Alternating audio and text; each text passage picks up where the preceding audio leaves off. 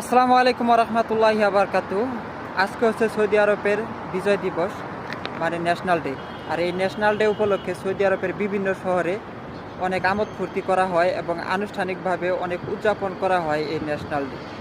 কিন্তু এই পবিত্র মক্কা শহরে আলহামদুলিল্লাহ এরকম কোনো কিছু করা হয় না। শুধুমাত্র কিছু বড় বড় হোটেলে লাইটিংয়ের ব্যবস্থা থাকে। আমি এই মুহূর্তে আছি পবিত্র মসজিদে আল হেরামের পাশে। এখান থেকে একদম স্পষ্ট দেখা যাচ্ছে, আপনাদেরকে দেখাই। এটা দেখেন,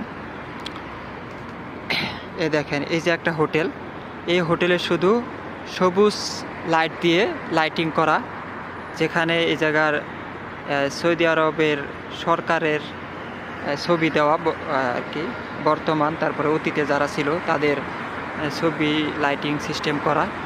তারপরে এই হোটেলের একটা লাইটিং সিস্টেম, এটা হইতেছে আপনার আঞ্জুম হোটেল। তো এই যে এই পাশে আরও আছে, এই পাশে একটু অনেক দূরে, তো এই পাশে দেখা যাচ্ছে না, এটাও একটা লাইটিং করা। তাছাড়া অন্য কোনো লাইটিং করা নাই বা অন্য কোনো আমোদ ফুর্তি আনুষ্ঠানিকভাবে উদযাপন এরকম কিচ্ছু করা হয় না। তো ওই হিসাবে আলহামদুলিল্লাহ মক্কা শহর অনেকটা ভালো আছে আলহামদুলিল্লাহ। জাস্ট এতটুকুই।